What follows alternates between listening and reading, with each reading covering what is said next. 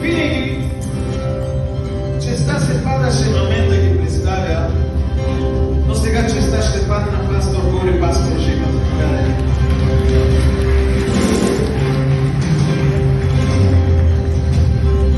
Алелуя!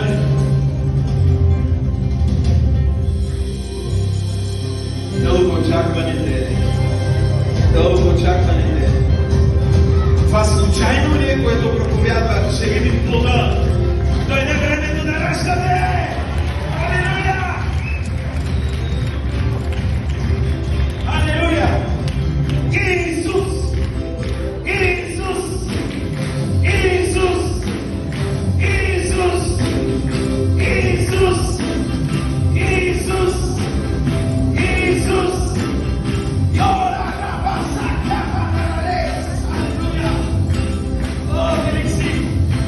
Господи на това място! Господи на това място! Господи на това място! Алелуя! Видете Господния дух, даме свобода! Алелуя! Алелуя! Алелуя! Алелуя! Сега, преди да дадем думата на пастор Горо да се моли, искам да дам думата на бащата.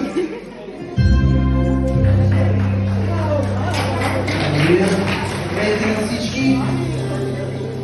Дълго чакахте този момент.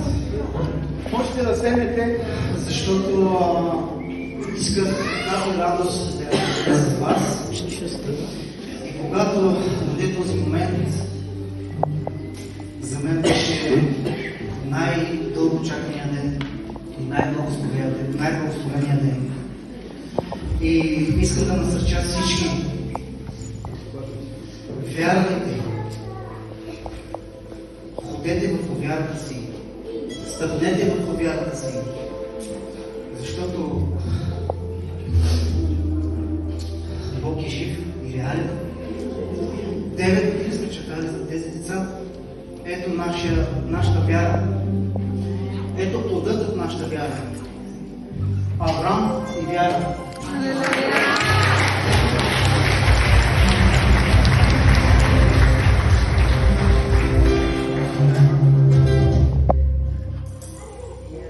Думите са малко да изразяваме какво чувстваме, колко сме благодарни на нашия жив Бог, защото Бог е верен. Бог е верен. Благодарим на Господ за тази църква. Благодарим на Господ за всеки един. Благодарим за пасторите.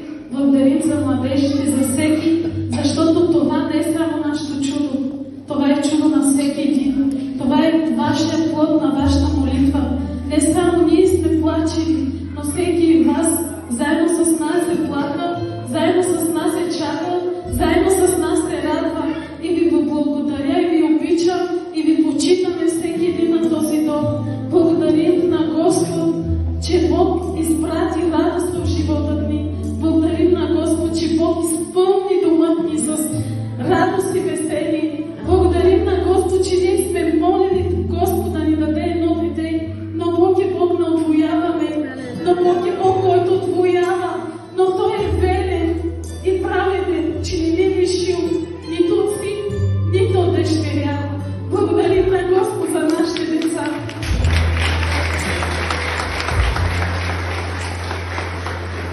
Така. Алелуя. Алелуя.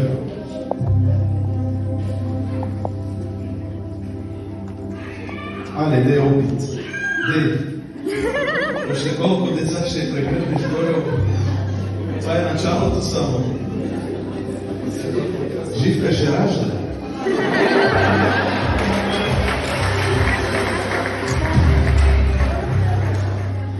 Добре.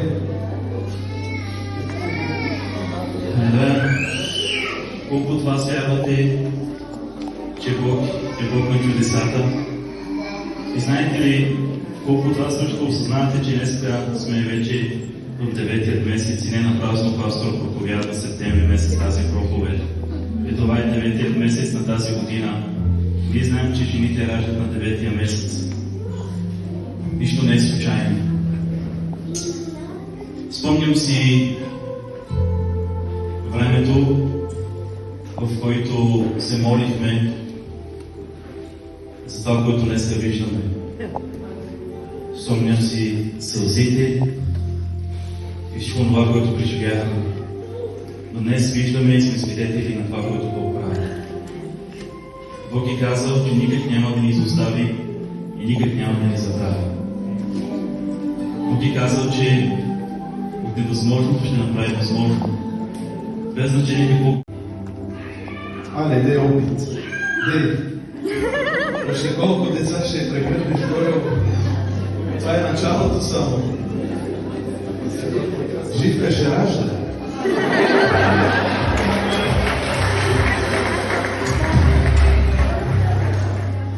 Добре. Да. Колко от вас вярвате, че Бог е Бог на чудесата? И знаете ли, колко от вас също осъзнавате, че днес сме вече в 9-тият месец и не напразно пастор проповядва септември месец тази проповед. И това е 9-тият месец на тази година. Ние знаем, че жените раждат на 9-тия месец. Нищо не е случайно. Спомням си времето, в което се молихме за това, което днес виждаме. Спомням си сълзите и всичко това, което преживяхме. Но днес виждаме и сме свидетели на това, което Бог прави. Бог е казал, че никак няма да ни изостави и никак няма да ни забрави. Бог е казал, че от невъзможното ще направи възможно. Без значение какво говори светът, без значение какво говорят и лекарите, понеже Исус Христос е лекар на лекарите. И аз толкова много се радвам да представим, да предадем тези деца в ръката на Господа и да бъдат едни мощни служители след време. И бих помолил всеки един да насочи ръка към тях и да се помоли. Небесен Създателю, днес ние сме свидетели това, което Ти правиш. Татко, ние Ти благодарим за радостта, която Ти изпрати в тази еклесия и в живота, Господи, на Симбил и Вайра. Боже, ние благославяме децата им, благославяме, Господи, синът им Авраам и дъщеря им Вяра, Господи. Боже, нека да бъдат тези деца бащи на много народи. Боже, благославяме тези деца и Те молим, Татко, нека те да живеят в Твоето присъствие и по Твоята закрила. Боже, предаваме ги в Твоята ръка и нека небето да бъде винаги отворено върху тях. Нека ангели да слизат и да им послушат, Господи. Боже, ние ги помазваме в името на Отца, Сина и Светия Дух. Ти да ги пазиш и да ги закриляш, Господи. Нека да имат, Боже, едно добро детство, една добра съдба и никога, Боже, да не се отделят от Твоите пътища и никога, Боже, да не се отделят от Твоето присъствие, но нека да живеят в Твоята слава. Благодаря Ти, Господи, предаваме ги в Твоята ръка. В мощното им Исус, Боже, благословено бъде името Ти от сега и до века. Амин. Сега, дайте ми един от ляво и един от дясно.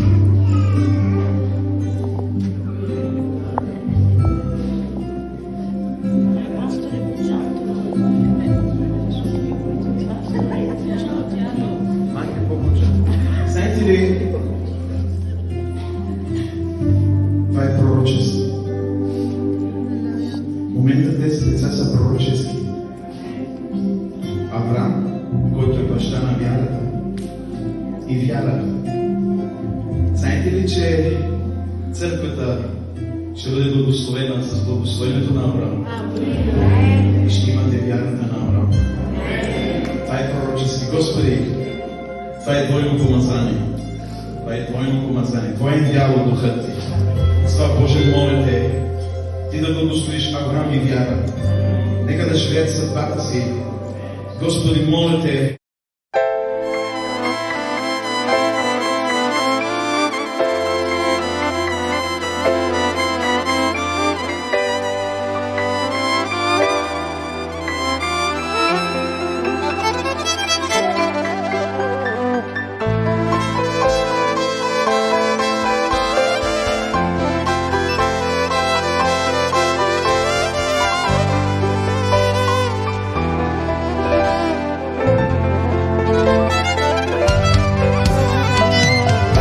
Ще си спомням за теб и в долината, ще си спомням за теб и на планината. Ще те призовавам до века, Исус.